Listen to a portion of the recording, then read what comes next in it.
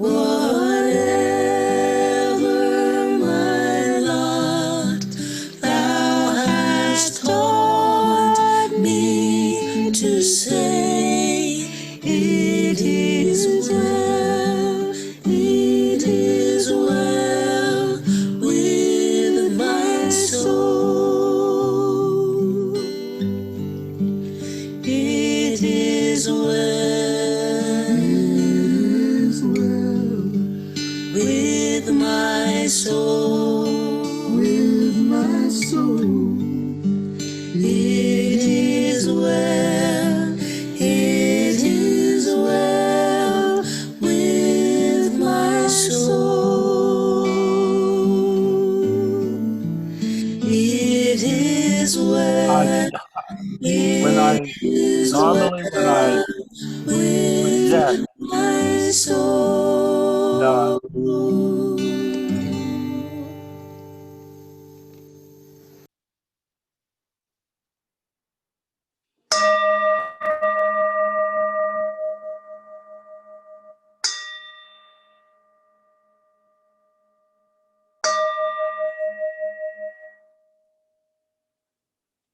Welcome to the Unitarian Universalist Church of Boulder on this solstice weekend, June 21st.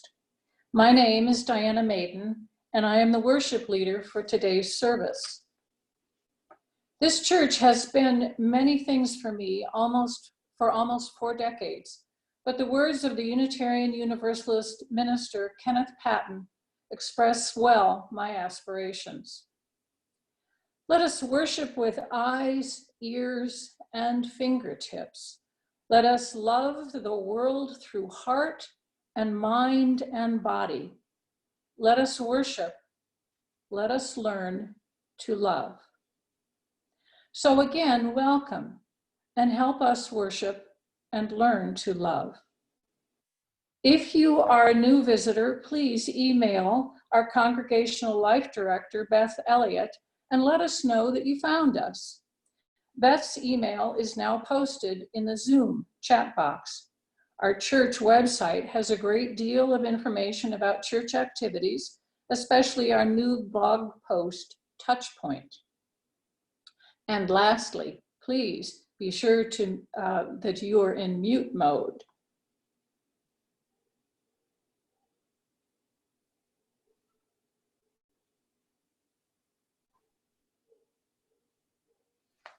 On this strange Sunday, we gather together in new ways, linked to each other through the delicate tracery of electrons and through the invisible bonds of caring and love. Sharing with millions the wondering and fear and uncertainty of this time. But in this time together, may each of us find our ground of strength and clarity. May each of us let our hearts break open to new ways of caring for our neighbors as ourselves. May each of us know, even if we are alone, that we are held in the great embrace of love. In this spirit, we gather. Let us begin. I am Beth Elliott, Director of Congregational Life. Today we hold space for fathers in all their forms, Pride, Juneteenth, World Refugee Day, National Indigenous Peoples Day, Stonewall Riot, and the Supreme Court's LGBTQ+ and DACA rulings. I invite us now to join together in the spirit of worship, rising as we are able to join in singing our opening hymn, We Would Be One.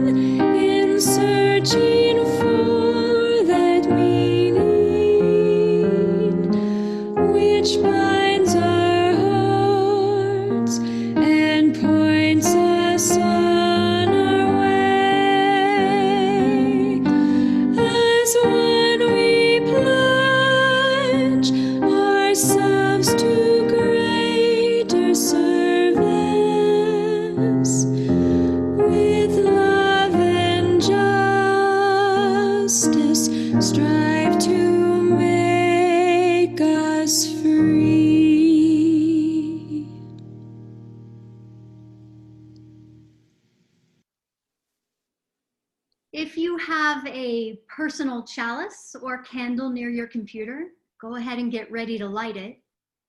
As we hear our chalice speaker, we invite you to type into the chat box where your chalice is lit, the street or the neighborhood, or indeed what city if you're joining us from outside of Boulder County. Now it is my honor to introduce our chalice lighter today, Caitlin Moore.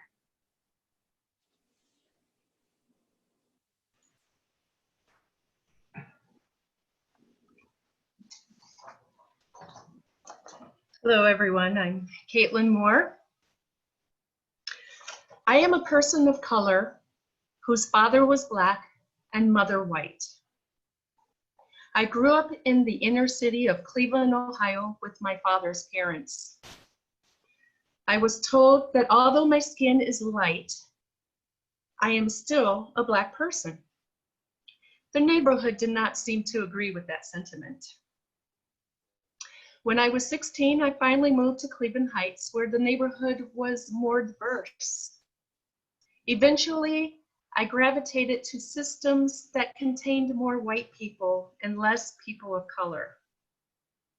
I learned that I had certain privileges in groups of people who were not people of color. I didn't get punished for things that my Black family and friends did, like receiving citations or losing a job. I also learned to keep my mouth shut when I witnessed injustices. I never fully embraced either side of my ethnicity, but I was good at code switching, so to speak. I lost contact with my father until the early 2000s. But when we talked, we exchanged letters. And when we exchanged letters, he would tell me about all of the injustices he experienced during his lifetime until he passed away 2 years ago. Now, cutting to the chase here, a lot of injustices have been exposed recently thanks to cell phones and body cameras, but none of these exposures are new. It is past time to do something, to say something, to stop this madness. It is time to get out of our heads and into our hearts. UUCB began dismantling white supremacy while Reverend Kelly was here, but there were so many who balked and said, it's not necessary. I'm not a racist, or I'm not involved in white supremacy. So many are tone deaf and have pushed people out with their microaggressions. We have that fat and happy mentality, but people of color are hurting. My bag is to repeat and practice dismantling white supremacy as much as possible, because if we don't use it, we lose it. Trevor Noah's mom says, learn from your past and be better because of your past.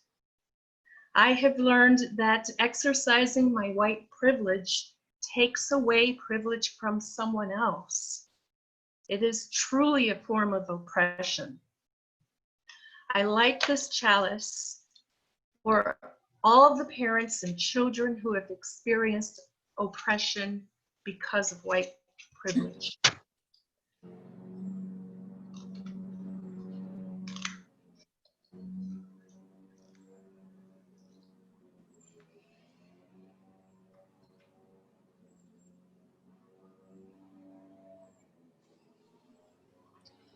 May the many chalice lights now shining across our community inspire us with the knowledge that even in our individual homes and locations, we are together with others in our shared hopes and faith.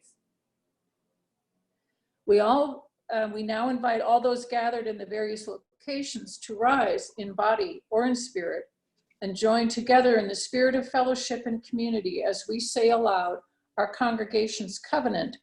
The words are in your online order of service and on the screen. We gather in fellowship to speak truth to each other, to reach out and touch one another, to care with each other, and to seek the truth divine. So be it.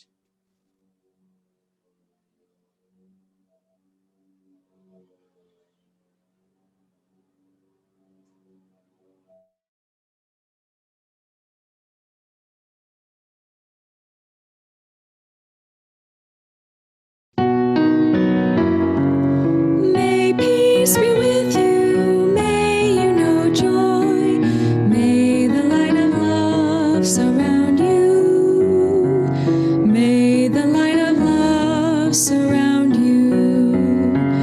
May peace be with you, may you know joy, may the light of love surround you, may the light of love surround you.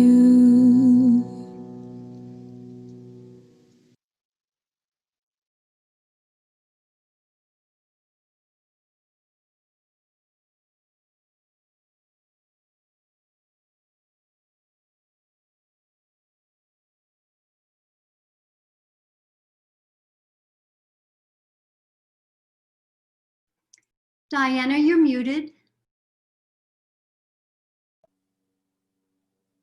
I apologize for that, sorry. We share with one another in many ways as we worship together. And this new worship format does allow for different ways to share the blessings and concerns that we carry with us, those life transitions that may have impacted us in recent days. If you come to this time of worship with concerns and/or blessings, I invite you to open the chat function on Zoom, found on your screen.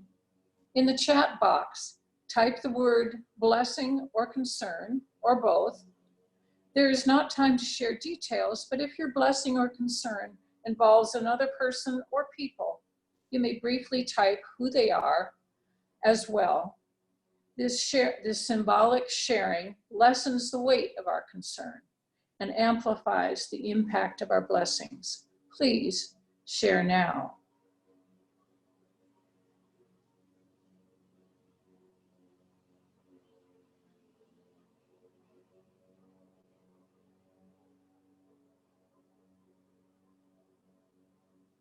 For all these blessings and concerns, we offer compassionate space.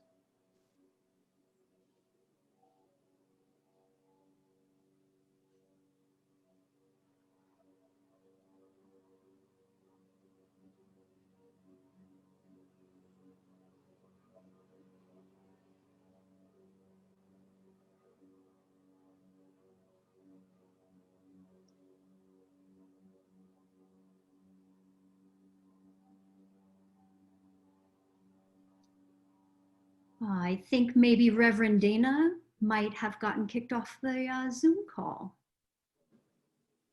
Reverend Dana, if you're there.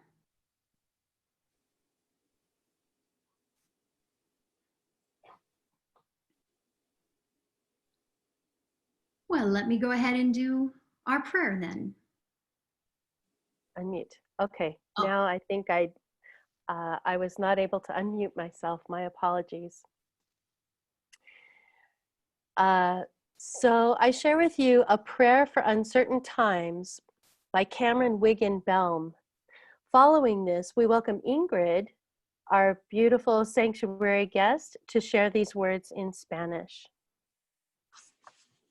May we who are merely inconvenienced remember those whose lives are at stake.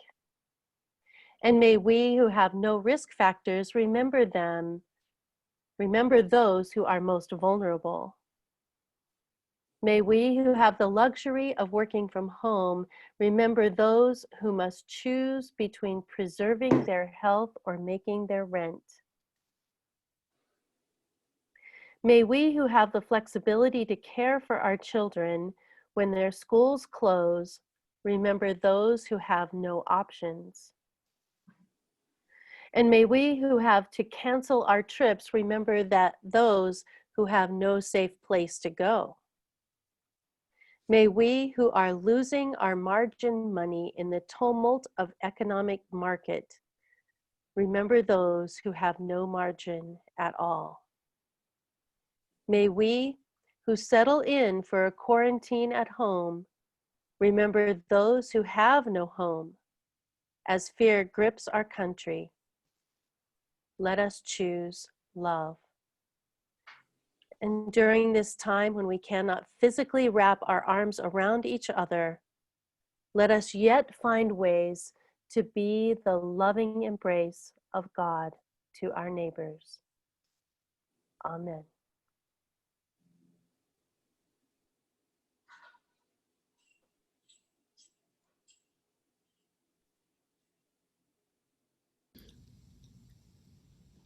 Que nosotros que simplemente enfrentamos inconvenientes, recordemos a aquellos cuyas vidas están en riesgos, que nosotros que nos enfrentamos a factores de riesgo.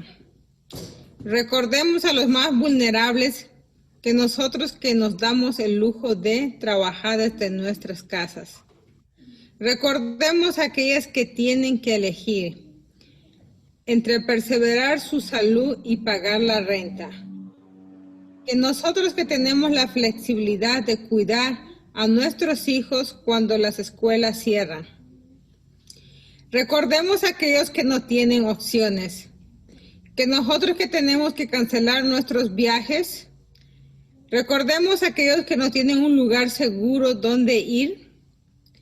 Que nosotros que estamos perdiendo nuestro dinero marginal en el tumulto del mercado económico. Recordemos a aquellos que no cuentan con ningún margen, que nosotros que tenemos que quedarnos en casa en cuarentena. Recordemos a quienes no tienen una casa donde ir cuando el miedo hace presa de nuestro país. Elijamos el amor. En estos tiempos, cuando no podemos abrazarnos físicamente, encontremos formas de ser el abrazo amoroso de Dios para nuestros semejantes. Amén.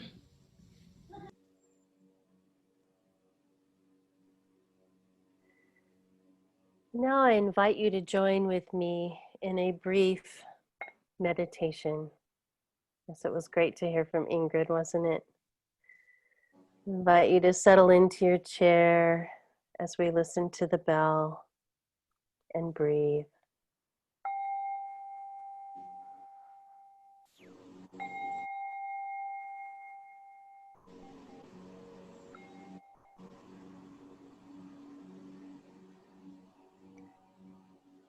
I invite you to feel the air rushing into your lungs as you breathe in, energizing you once again with life, and feel it as it cleanses your being as you exhale.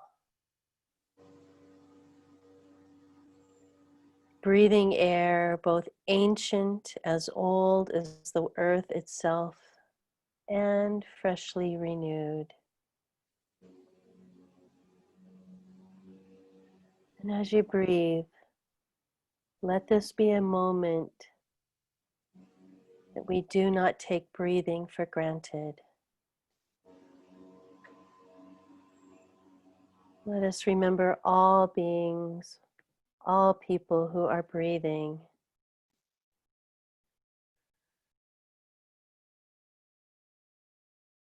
And in each breath, we are connected in sacred unity to all other breathing beings.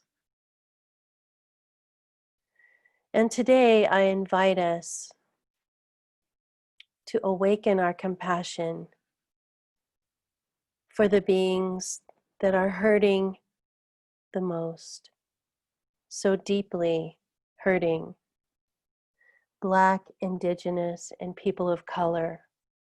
May we awaken our empathy and feel deeply. May we share the pain and the terror and the rage and the soul-wounding heartbreak of Black, Indigenous, people of color who can't help wonder if and when their own breath will be stolen from them because of the color of their skin. Let us open our hearts to the suffering and let us not turn away.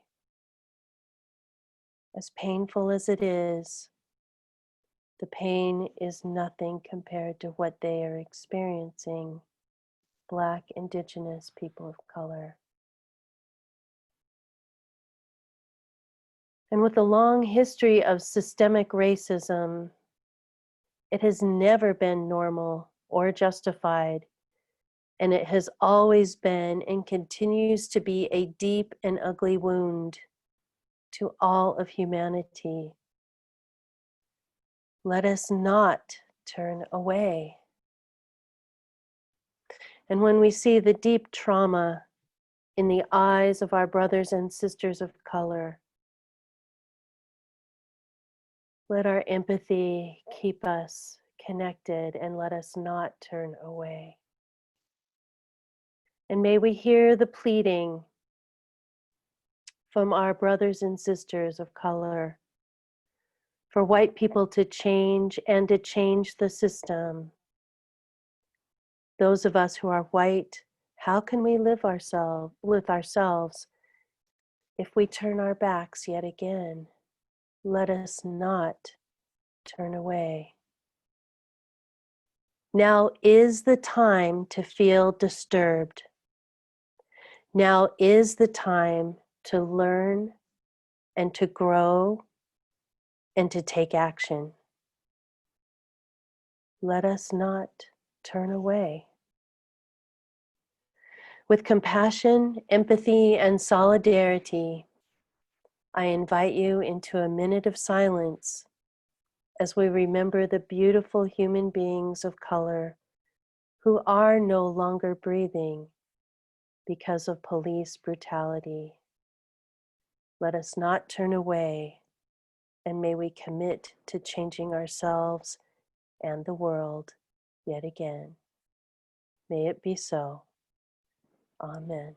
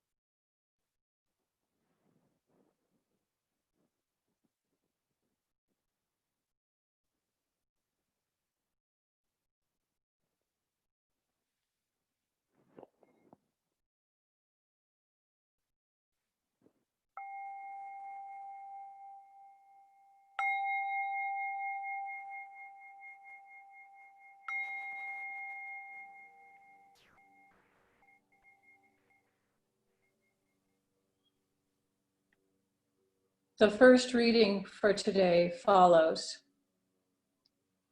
If my wife comes to me in obvious pain and asks, "Do you love me?" and I answer, "I love everyone," it would be truthful and also hurtful and cruel in the moment. If a coworker comes to me upset and says, "My father just died," a response of "everyone's parents die" would be truthful, but hurtful and cruel in the moment. So when a friend speaks up in a time of obvious pain and hurt and says, "Black lives matter," a response of "all lives matter" is truthful and cruel in the moment. From Doug Williford.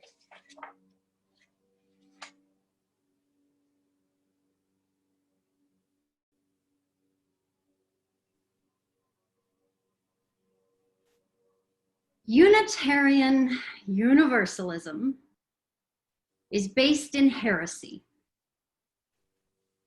Unitarians found no biblical evidence of the Trinity, and Universalists found no biblical evidence for predestination. And if you have participated in the Starting Point program, which by the way is open to everyone, you know that I can explain in under 5 minutes how those heresies led our faith to believe that we must embrace and affirm theological diversity. Heresy. It is in the very foundation of our faith. Heresy is an opinion contrary to Orthodox religion, but it is also, as the Oxford Dictionary defines it, an opinion profoundly at odds with what is generally accepted. So generally accepted by whom? By our culture, society, our government, our religion? Now, hegemony, according to good old Wikipedia, is a group which exerts undue influence within a society, and defined by Merriam-Webster, the social, cultural, ideological, or economic influence exerted by a dominant group. The mission of this congregation has, for years, included confronting white supremacy culture. White supremacy culture, the ultimate hegemon, a group which exerts undue influence within a society. So as a Unitarian Universalist, I am prepared by our heretical roots for exploring an idea that's outside the hegemony of white supremacy culture, an idea like defunding the police. Now, some of you might be new to the idea or wary of the concept. So let me present the basic argument. Not in my words, but holding up the words of John Legend, singer, songwriter, producer, and actor. His words on defunding police. Some hear the word and envision the purge, some dystopian descent into anarchy. Police funding takes up a huge portion of our local budgets. Budgets are moral documents which spell out in black and white what our priorities are. We have finite amounts of money to spend, and right now we spend far too much on policing, and that choice comes at a cost.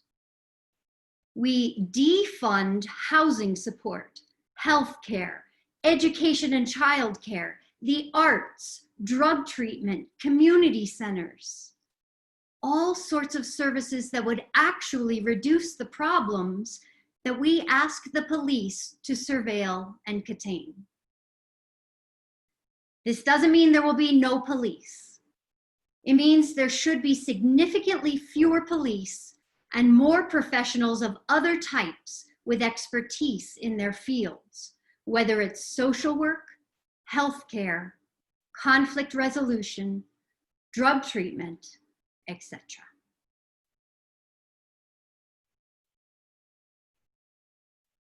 Protests are going on in all 50 states. Our social contract is broken. When we choose to use language like riot, we are using the language of the hegemonic white supremacy culture meant to divide and subjugate. Feel for a minute the difference when you use the word protest or resistance. If we are bothered by reactions to injustice, then it is time we examine how we may be part of the oppression.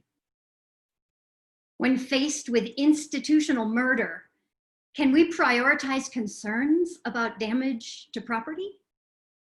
Can we say looting is wrong when we are standing on stolen land in a nation made wealthy from slave labor using resources gained by an unjust system? Why can white protesters, while carrying assault weapons, scream at police because they want to shop or get a haircut and have no repercussions? And why are unarmed Black people getting tear gassed, shot with rubber bullets, beaten and arrested for protesting public murder by police?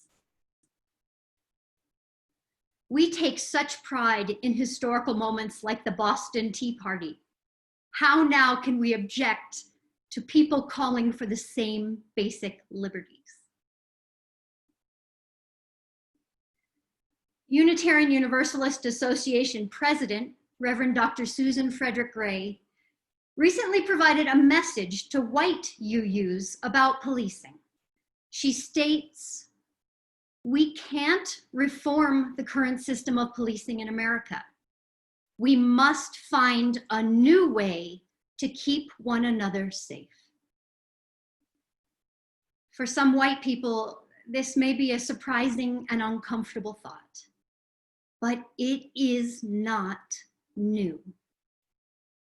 Ask Camden, New Jersey, where they disbanded their police force, and it worked. We are criminalizing poverty, addiction, mental health. It is far better if the police no longer have to manage the myriad of social issues that are not criminal. Having the police respond to these non-criminal events contributes to statistics such as there were only 27 days in the entire year of 2019 when police did not kill someone. And according to mappingpoliceviolence.org, people of color are 3 times as likely to be killed by police. The solution to these non-criminal issues is not jail cells and guns. It is investment in the social services that provide appropriate care. Let us sit with that a while we reflect with some music.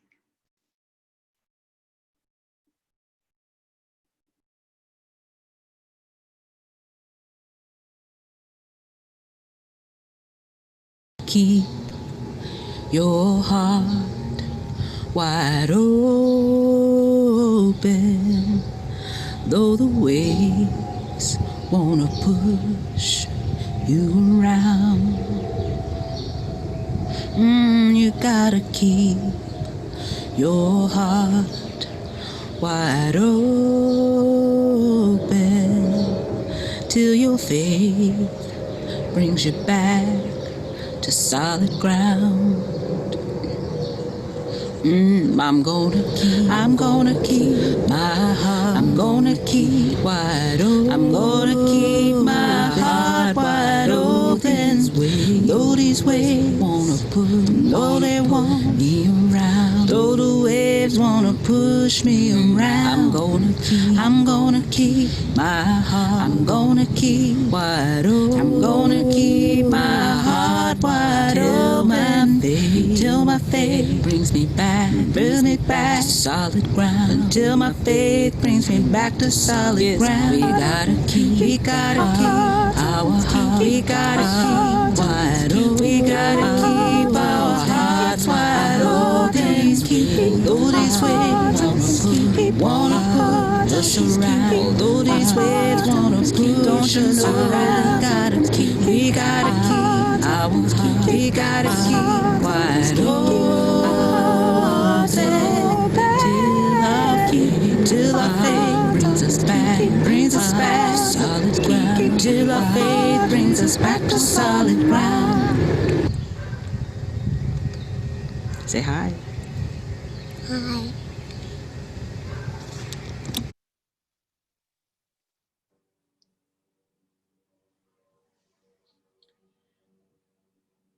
What does it mean to be a people of compassion? Compassion conjures up a bunch of warm feelings. Images come to mind of people telling each other that they are keeping them in their thoughts. It would seem to be all about emotional connection and empathetic feeling. But then along comes a quote like this from Andrew Boyd. Compassion hurts.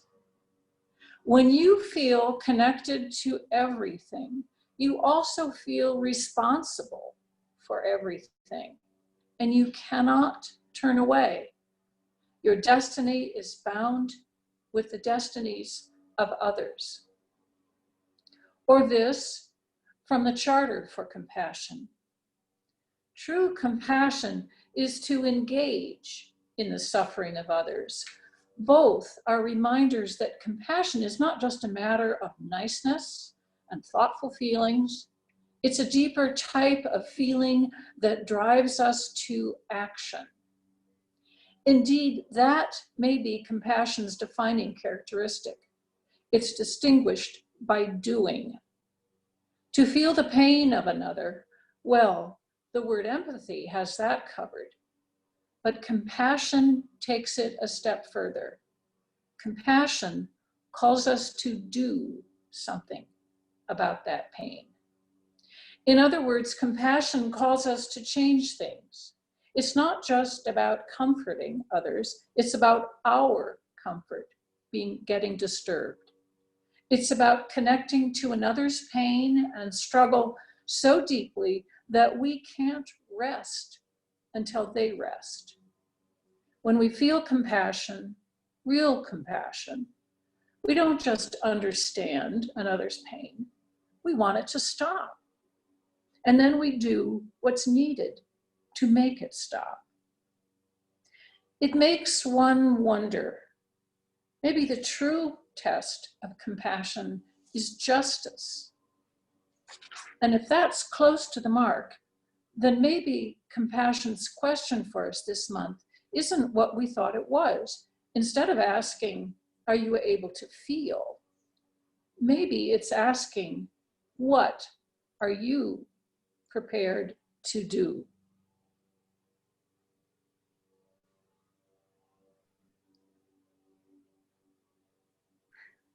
Many Unitarian Universalists identify with multiple faiths.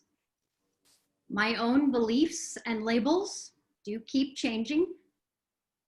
However, there is one constant that has fed my spiritual life: justice. And I am not alone. It is the second principle of Unitarian Universalism: justice, equity, and compassion in human relations. Now, I've only been a UU for about 20 years, but I've been involved with justice work most of my life. Justice work might very well be the longest relationship I've ever had. And it's a complicated relationship.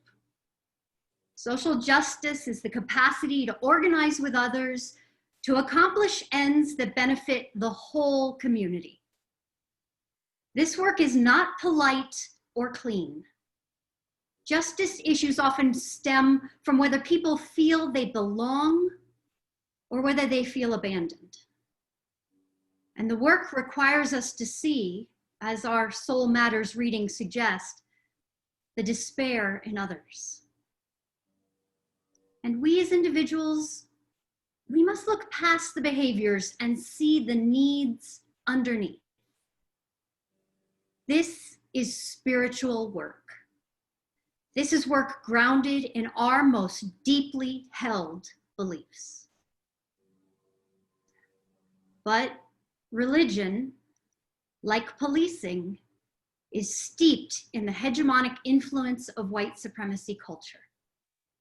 Organized religion has played a part in oppression, marginalization, and even genocide. How do we tease out the divine from the entanglement with these systems? In Cornrows, Kwanzaa, and Confusion, Marjorie Bowens-Wheatley explains, reconciliation is a religious task, but it requires moving beyond first steps to completely dismantle the institutional and cultural practices that have sustained the power of one group over another in determining cultural norms, equal opportunity, equitable laws, and the policies of governments. How we respond to racism in all its forms is fundamentally rooted in how we answer larger ethical, religious, and political questions. What does it really mean to respect the inherent worth and dignity of every person in terms of their culture or religion? How is that principle made manifest in our approach to religious education, programming, worship, and even our personal lives? Upholding European American ideas, values, and assumptions as the norm is as much a part of sustaining racism as segregation, scapegoating, or the lack of equal opportunity. Dismantling racism begins with saying, we can no longer do business as usual. Now, there are countless examples of how our faith is influenced by hegemony. We witness it within our own congregation through microaggressions and centering white experiences. And when addressing these issues, I often hear their heart was in the right place, or that was never their intention.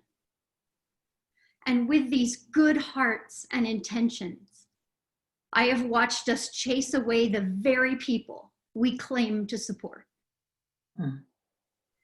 As we continue to wrestle with this, a global pandemic has hit. The world's changing rapidly. And this is a crucial time that has shown a bright light on the inequities and racism. The disproportionate impact of the pandemic on people of color due to medical system inequities, police violence, essential workers who do not make a living wage or have access to healthcare benefits. And all of this exacerbated by the decades-long dismantling of the United States social safety net. We are living with the consequences of our own complicity in white supremacy culture, and our churches are not exempt. White supremacy culture is so seeped into our institutions that we can't address it without remaking those very systems. So I've long believed this, but despaired at the monumental task. It would take such a formidable feat to get organizations to want to deconstruct and completely rebuild.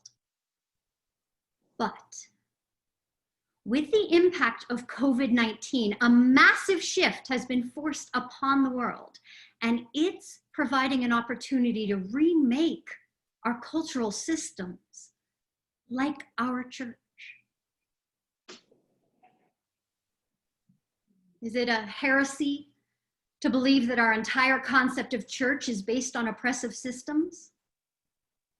The ways in which we worship, our governance structure, even our stewardship, did they develop out of hegemony?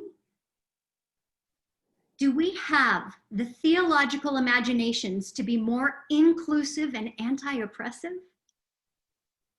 Can any organized religion move forward without reparations and restructuring? I don't think it can. As activists like Tema Okun point out, there are so many cultural norms that act as reinforcement to oppressive systems. Things like perfectionism, individualism, and fear of conflict all play into this perpetuation of white supremacy culture. In my first few weeks here as Director of Congregational Life, the church brought in Reagan Bird, an anti-oppression activist, to do a workshop. And she provided us some clear directives for anti-oppression work. First, being anti-racist is action, not identity. Second, it's habitual, not occasional. And marginalized communities are the experts in their areas of oppression and solution. Anti-oppression work cannot include defensiveness, feeling attacked personally instead of understanding that we are addressing a large system in which we are all part. It may not include self-centering, gaslighting, virtue signaling, avoidance, tokenization, appropriation. And there is no destination or end goal. It is a cycle, continuously working together to understand and taking action together. Because we see interactions today that are the same issues we saw 20 years ago, 100 years ago, and more. We need growth beyond white-centered power structures. Complicity is complex and ubiquitous, and we must stay open to the many places and ways in which it shows up. So, here are some simple steps that we can all take. 1, stay grounded in the Unitarian Universalist 7 principles. 2, listen and read. And particularly if you identify as white, listen and read to Black and Indigenous people of color. And 3rd, Google it. Did you maybe not understand a term that I've used today? Do you need to find mental health support for a Black woman? Do you want to know how to be a good ally? Do you want to see what your local government is doing about the prison industrial complex? Google it. Don't know where to start with this kind of internet search? No worries. You check out the church's blog, Touchpoint, and we have lots of resources. Just 3 days ago, the Unitarian Universalist Association launched a Commission on Institutional Change. Reverend Dr. Frederick Gray explains, it matters that we honor our grief and make time to rest. It matters that we celebrate the wins. And it matters that we don't let up. We've got to keep naming, showing up, and organizing for justice, for liberation, for the lives and dignity of our Black, Indigenous, people of color, trans, and non-binary siblings. And we've got to keep moving forward towards liberating practices of theology and community that reckon with how deeply our people are under threat, while embodying practices of resilience, compassion, interconnectedness, and deep care that are so needed in these times. This is exactly when we need the analysis and recommendations of the UUA's Commission on Institutional Change.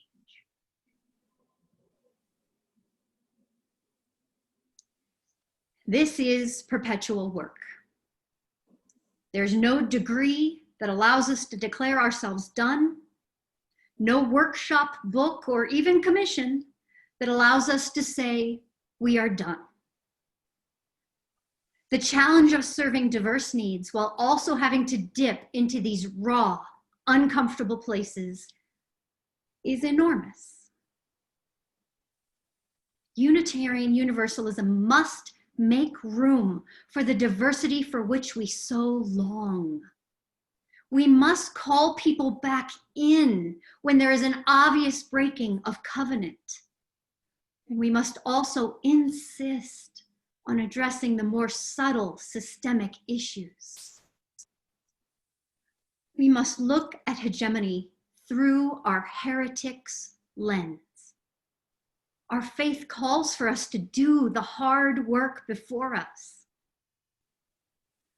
As Carter Hayward says, God is nothing other than the eternally creative source of our relational power. I am going to constantly bring myself back into that idea of God. Because no matter the wounds, no matter where we stand, as a community of faith, we must be willing to engage together. We must follow our heretical roots and confront the hegemonic forces around us, even within our own walls and Zoom rooms. Because for us, justice is the face of God.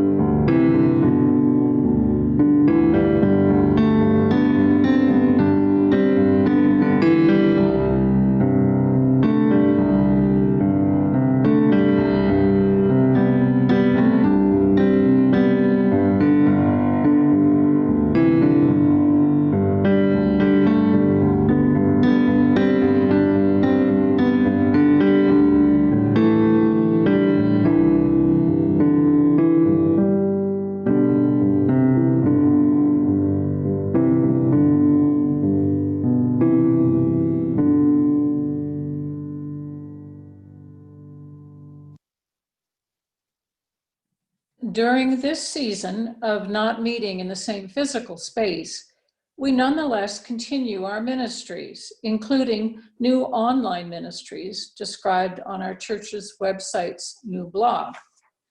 We continue to welcome offering donations now through online giving, as well as checks mailed to the church. The link for UUCB's online contribution page has just been added as a comment to this online post, and we can also be found on the UUCB webpage. We also continue to support our nonprofit community partners in our Share the Plate program. In June, we split our offering plate with the local nonprofit Meals on Wheels. The following is from the leadership of Meals on Wheels. If clients are the heart of what we do, then volunteers are the body and soul of the operation. We have over 350 volunteers total, and about 130 of them show up every week to prepare, pack, deliver, and help feed almost 300 people every day. Without the dedication of so many willing to work early hours and brave summer construction and traffic, our operation simply would not be. Volunteers dedicate over 18,000 hours per year and drive close to 170,000 miles. May we be as generous as we can. We now receive the offering.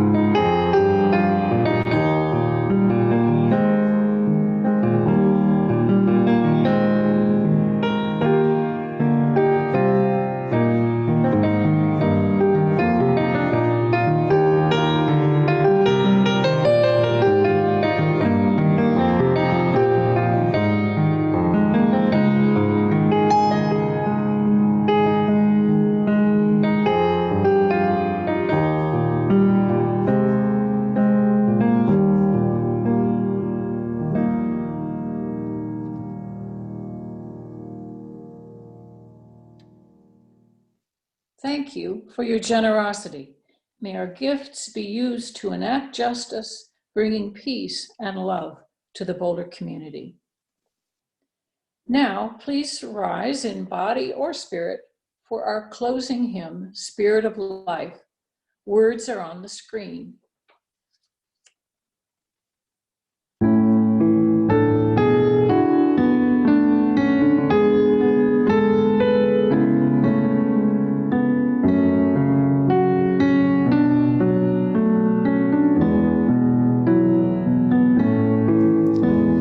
Spirit of life, come unto me. Sing in my heart all the stirrings of compassion. Blow in the wind, rise in the sea, move in the hand, giving life the shape of justice.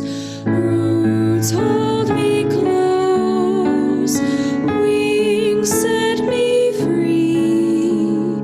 Spirit of life, come to me, come to me. Spirit of life, come unto me. Sing in my heart all the stirrings of compassion. Blow in the wind, rise in the sea, move in the hand, giving life the shape of justice. Roots hold me close, wings set me free. Spirit of life, come to me, come to me.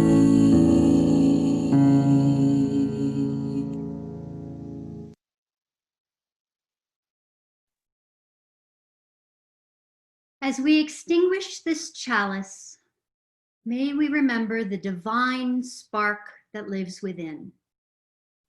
You may feel alone, yet you are integral, a part of this community, a part of our common fire. Your light carries through invisible microfilaments, connecting you to me and to the others here. I see your face. I hear your voice. I see your fire. Burn on. Burn your chalice of light, of love, of deep connection until we are in each other's presence once again. Blessed be, folks.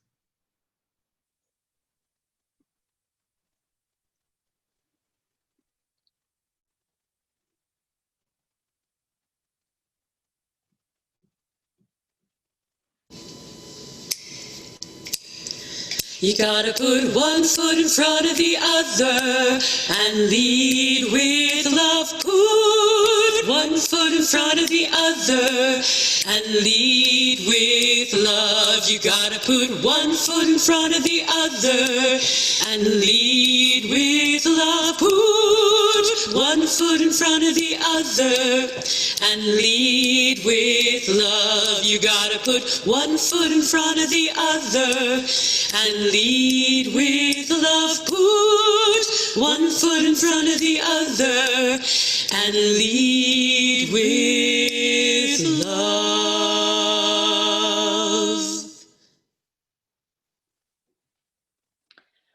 We invite you to stay with us in our Zoom room for a time of online fellowship. And now Dan Thomas will tell us how this will happen. Dan? Good morning, all. We're going to start up our coffee rooms in just a little while. But before we do that, we're going to give folks a little time to filter out if they don't want to be involved in that. If you have any questions or you want to talk to me out in the main room, or maybe Beth if she's still there, just don't go into your breakout room when I assign them. I'll be assigning them in about a minute or two. But for now, I think we're just going to sit for a minute or so while we let those people filter out.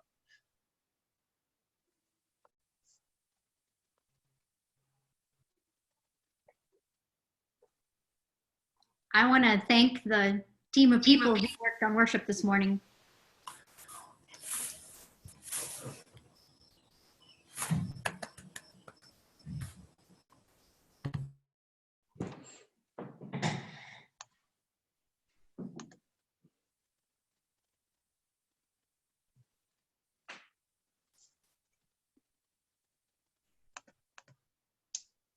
Beth, the automatic breakout room thing didn't come up. So how many participants do you usually have, or how many rooms do you usually have? Let's see, I usually do 6 or 7 people per room. Okay, so if we're at 34 people, that's about 5. I'm sorry that didn't go. That's all right, buddy. I might do 6 just to keep it to 5 or 6 participants. So in a few moments, you're going to have a pop-up. Should be on the bottom right of your screen under the breakout rooms. If you want to go in there, just click accept. If you want to stick out in the main room, don't accept it. So I'll be doing that now. They'll run for about 12 minutes. Yeah, I think that's about all I have. So I'll see you guys in that time.